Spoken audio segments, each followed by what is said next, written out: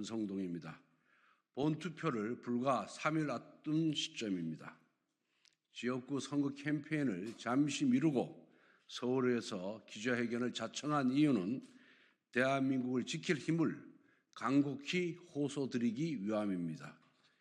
현재 총선 판세가 심상치 않습니다.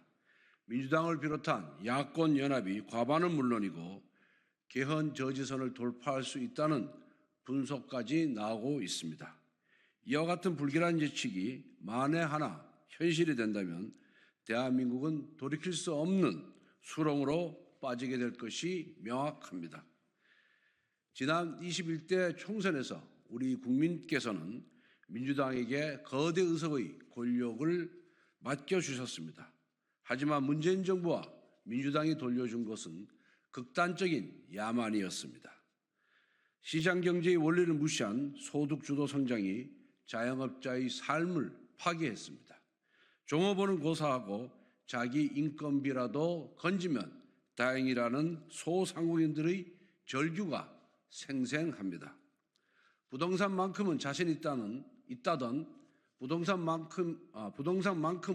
자신이 있다던 문재인 정부의 연이은 실패는 지금 아니면 다시는 못 산다는 분위기를 조장해 집값을 폭등시켰고 청년과 서민들의 내 집 마련이라는 꿈을 앗아갔습니다. 산업의 토대가 되는 에너지 정책마저 이념으로 재단하면서 원자력 산업의 생태계가 무너졌습니다. 대신 규익이 대응과 재생에너지를 명분으로 국민의 혈세를 자신들의 착복수단으로 삼기도 하였습니다. 북한의 김정은에게 놀아났던 대북 굴종 외교는 국민의 자존심을 짓밟았습니다. 반면 대한민국의 외교 안보의 근간인 한미동맹은 크게 훼손되었습니다. 대한민국은 정부가 출범한 이래 600조 원대였던 국가 부채가 문재인 정부의 무분별한 재정 확장 정책으로 5년 만에 400조가 늘어났습니다. 기어이 국가 부채 1조 원 시대를 열고야 말았습니다. 모두 우리 아이들, 미래 세대가 갚아야 할 빚입니다. 존경하는 국민 여러분, 구리로 거울을 만들면 의관을 바르게 할 수 있고 과거를 거울로 삼으면 흥망을 알 수 있다고 했습니다. 제가 지난 문재인 정부와 민주당의 패배를 언급한 이유는 이들이 절대 권력을 쥐었을 때 똑같은 폭정을 반복할 것이기 때문입니다. 또한 이러한 폭정은 국민의 고통이 될 것이 명확하기 때문입니다. 오늘날 이재명의 민주당, 조국의 비례정당, 통진당의 후신인 진보당은 헌정사상 유례를 찾을 수 없는 극단주의 세력입니다. 이들이 국회에서 과반 이상 의석을 차지한다면 대한민국은 전례 없는 극단의 시대로 들어서게 됩니다. 민주당의 이재명 대표와 조국혁신당의 조국 대표는 정치를 하는 목적이 똑같습니다. 첫째, 국회의원 불체포 특권을 악용하여 자신의 죄악을 방탄하기 위함이고, 두 번째는 사적 복수의 수단으로 정치를 활용하기 위함입니다. 이러한 정당 대표 옆에 좋은 후보들이 모일 수 없습니다. 지금 민주당 후보들이 면면을 보십시오. 어떤 후보는 새마을 금고에서 딸 이름으로 불법 대출을 받아 고액의 주택을 매수하였습니다.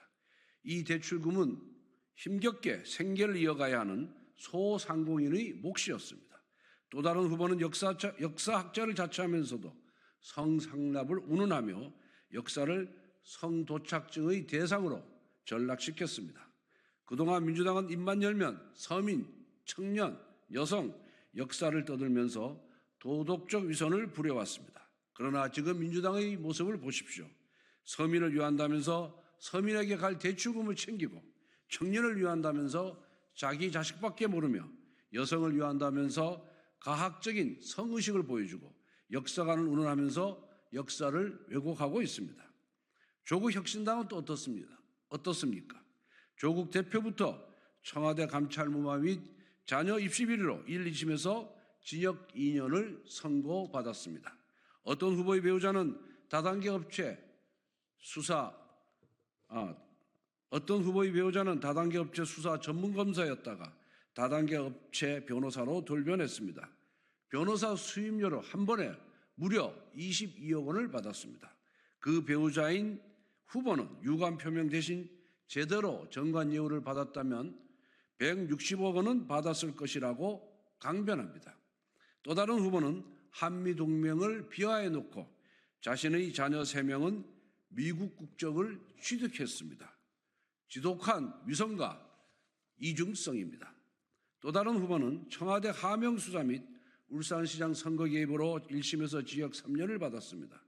선거사범이 공직선거에 출마했습니다.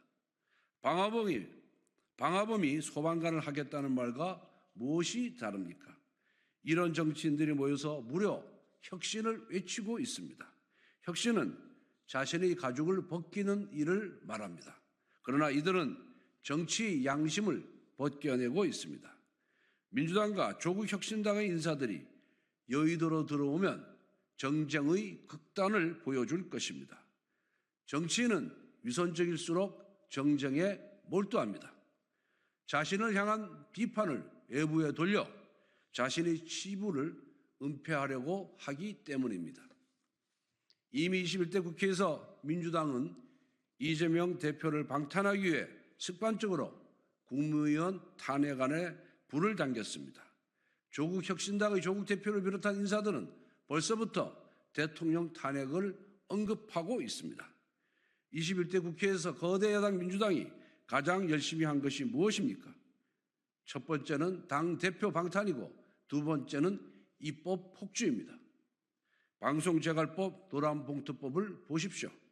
문재인 정부 시절 민주당이 다수 의석을 확보하고도 감히 입법할 엄두조차 내지 못했던 악법입니다. 그런데 정권 교체가 되자마자 민주당이 야당이 되자마자 수많은 악법을 날치기로 통과시켰습니다. 그 이유가 무엇이겠습니까? 국가적 피해가 분명한 악법도 정쟁을 위한 불쏘시개로 활용하겠다는 의지입니다.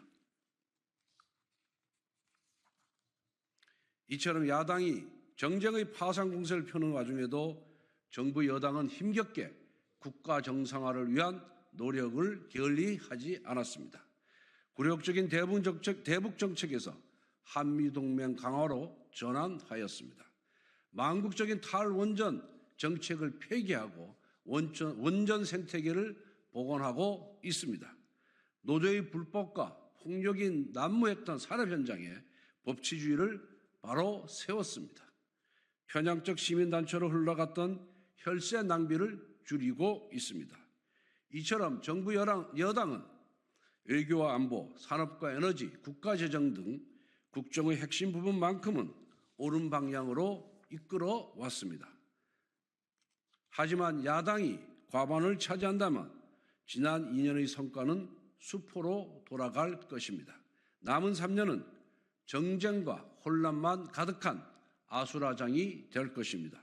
저는 지난 2년 정부 여당이 모든 것을 잘했다고 생각하지 않습니다. 분명히 부족한 부분이 있었습니다. 국정에 어려움이 발생했을 때 상세하게 설명하고 이해를 구하려는 자세가 부족했습니다. 정책을 추진하는 과정에서 국민과의 소통에 미흡했습니다. 정책의 구체성에서 신중하지 못한 측면도 있었습니다. 이러한 과거가 쌓여 오만하게 보인 것도 사실입니다. 그러므로 정부 여당이 비판받는 이유 중 상당수는 국정에 임하는 태도의 문제라는 지적에 고개를 숙일 수밖에 없습니다. 집권 여당의 첫 원내대표로서 막중한 책임을 통감합니다. 반면 거대 야당은 국정의 방향 자체가 틀렸습니다. 자유민주주의, 시장경제, 한미동맹, 법치주의처럼 대한민국을 번영으로 이끌었던 상식적인 가치를 추구하지 않습니다. 이것은 이미 지난 문재인 정부에서 겪은 바입니다. 더구나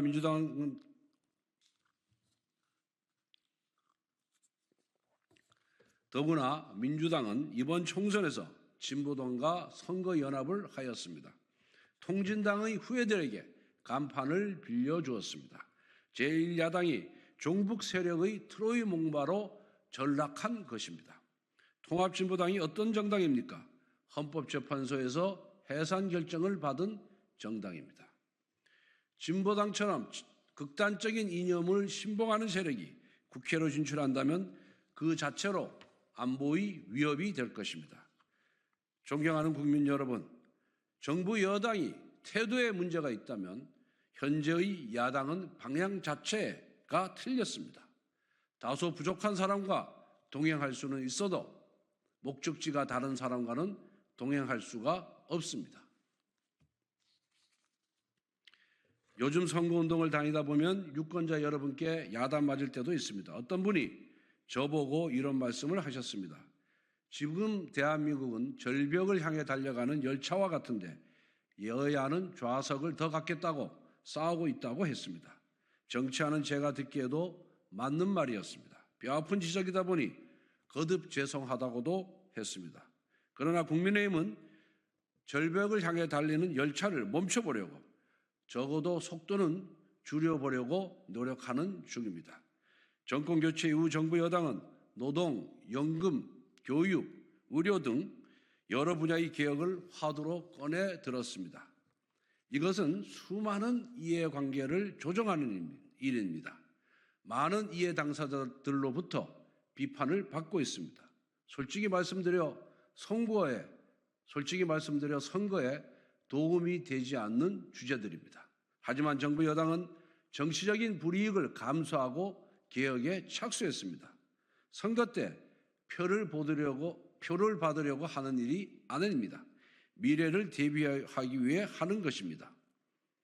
반면 지난 문재인 정부와 민주당은 국정 전반을 철저히 정치공학, 선거공학으로 접근했습니다.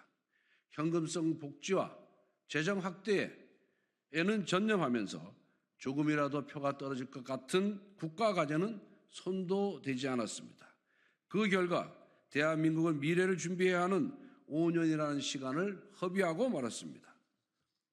국민 눈높이에서 우리 국민의힘이 부족해 보일 수 있습니다. 그러나 국가적 과제를 외면한 적은 없습니다. 만약 야당이 과반 이상을 차지한다면 국가적 미래가 달린 국정과제는 해결은커녕 시작도 못하고 말 것입니다. 존경하는 국민 여러분, 현재 민주당을 비롯한 야당 연합체는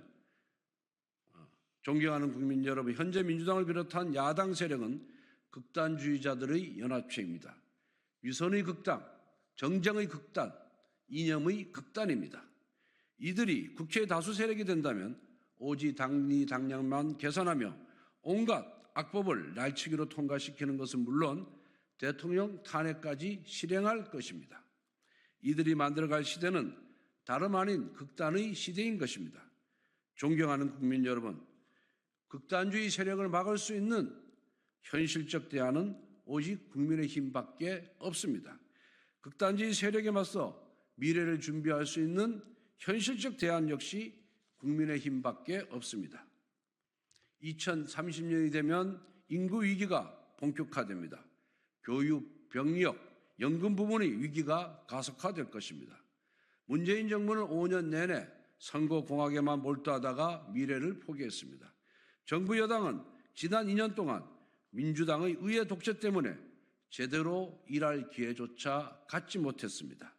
이번 총선에서 민주당이 또다시 과반을 차지한다면 앞으로 3년 동안 의회를 장악하고 과거의 폭거를 반복할 것입니다. 그렇게 되면 문재인 정부 5년, 윤석열 정부 5년, 도합 10년 동안 대한민국은 허송세월을 보내게 될 것입니다. 국가적으로 크나큰 불행이자 재난입니다. 존경하는 국민 여러분, 우리는 선택해야 합니다. 다가오는 위기에 눈을 감고 미래를 포기하는 민주당이냐? 우리는 선택해야 합니다. 다가오는 위기에 눈을 감고 미래를 포기한 민주당이냐? 아니면 위기를 직시하고 미래를 준비하는 국민의힘이냐? 둘 중 하나를 선택해야 합니다. 절박한 마음으로 호소드립니다. 저희 국민의힘의 손을 꼭 잡아 주십시오. 대한민국을 지킬 수 있는 최소한의 힘을, 미래를 준비하는 최소한의 힘을 저희 국민의힘에게 보내주십시오. 다시 한번 간곡히 국민 여러분께 부탁드립니다. 감사합니다.